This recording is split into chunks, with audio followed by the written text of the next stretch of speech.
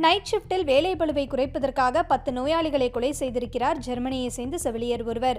மேற்கு ஜெர்மனியின் உர்சலன் நகரில் உள்ள மருத்துவமனையில் பணியாற்றி வந்த செவிலியர் ஒருவர் அங்கு அனுமதிக்கப்படும் நோயாளிகளில் மிகவும் வயதானவர்களையும் தீவிர நோயால் பாதிக்கப்பட்டு அவதிக்குள்ளாகி வரும் நோயாளிகளையும் தேர்ந்தெடுத்து மார்பின் மற்றும் மிடாசோலம் போன்ற மயக்க மருந்துகளை அதிக அளவில் செலுத்தி அவர்களை கொலை செய்ய முயற்சித்திருக்கிறார். தனது இரவு நேர வேலைப்பளுவை குறைக்கும் நோக்கில் அவர் இந்த செயலை மேற்கொண்டதாக கூறப்படுகிறது. கடந்த டிசம்பர் 2023 முதல் 2024 மே வரை அவர் 27 பேரை கொள்ள முயற்சித்திருப்பதும் அதில் 10 பேர் உயிரிழந்திருப்பதும் தெரியவந்துள்ளது. இந்த எண்ணிக்கை இன்னும் அதிகமாக இருக்கலாம் என அதிகாரிகள் எண்ணுகின்றனர். கடந்த 2007 ஆண்டு செவிலியர் படிப்பை முடித்த அவர் 2020 ஆண்டுதான் இந்த மருத்துவமனையில் பணிக்கு சேர்ந்ததாகவும் ஆரம்பம் முதலே நோயாளிகளிடம் அவர் கடுமையாக தான் நடந்து கொண்டார் எனவும் கூறப்படுகிறது.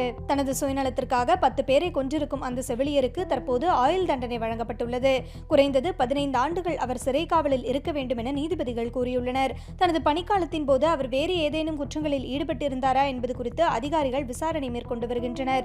இதுபோல ஜெர்மனியில் 2019 ஆண்டு நீல்ஸ் ஹோகல் என்ற செவிலியரும் 85 நோயாளிகளை கொன்றதற்காக தண்டனை பெற்றிருக்கிறார் என்பது குறிப்பிடத்தக்கது.